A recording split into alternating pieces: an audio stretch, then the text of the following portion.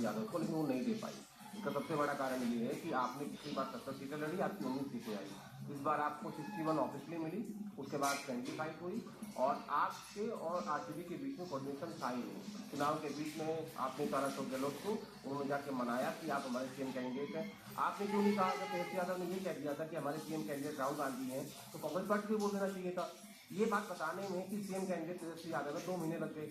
अरे भाई, जब लालू परिवार के अंदर सहमति है कि तेजस्वी यादव हमारे नेता है, तो कांग्रेस पार्टी जिसका 20% है उसको मानने में क्या हर्ज? बिल्कुल मान लेना चाहिए था, और ऐसे में नहीं माना गया, और इसी का खमियाजा है कि उठाना पड़ रहा है। इतनी बड़ी खबर आपको बता दूं, फुलबारी और फुलबारी से श्याम रजक बढ़त बनाते हुए नजर आ रहे हैं। श्याम रजक लगातार 2 बार इस सीट से जीते हैं, जेडीयू के उम्मीदवार हैं। हालांकि पिछली बार वो चुनाव नहीं लड़े थे और ये सीट लेफ्ट से जीती थी, लेकिन इस बार फिर श्याम रजक फुलबारी लेफ्ट से छीनते हुए जेडीयू के लिए नजर आ रहे हैं। इस वक्त की बड़ी खबर मैं आपको बता दूं, एनडीए का जो आंकड़ा है 135 पर पहुंच गया है।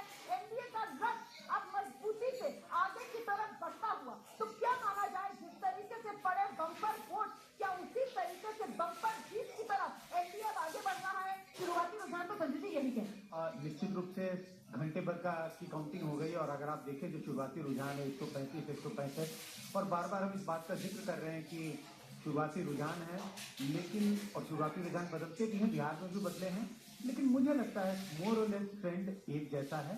एनडीए जीत की ओर बढ़ती हुई दिखाई पड़ रही है। एग्जिट पोल और एग्जिट पोल को लेकर तो पूरी प्रेस कॉन्फ्रेंस राहुल गांधी की तरफ से कर दी गई थी। कह रहे थे हरियाणा में एग्जिट पोल हमें जिता रहे थे और कैसे हम हार गए, तो यहाँ तो एग्जिट पोल सारे एनडीए को ही जिता रहे थे और बम्पर जीत दिला रहे थे, तो उसी दिशा में ये नतीजे आ रहे हैं एग्जैक्ट पोल में।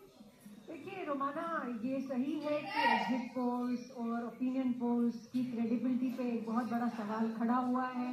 कई बार ऐसा हुआ है कि एग्जिट पोल्स के नतीजे बिल्कुल विपरीत रहे हैं जो एक्चुअल रिजल्ट रहे, लेकिन बिहार को ओवरऑल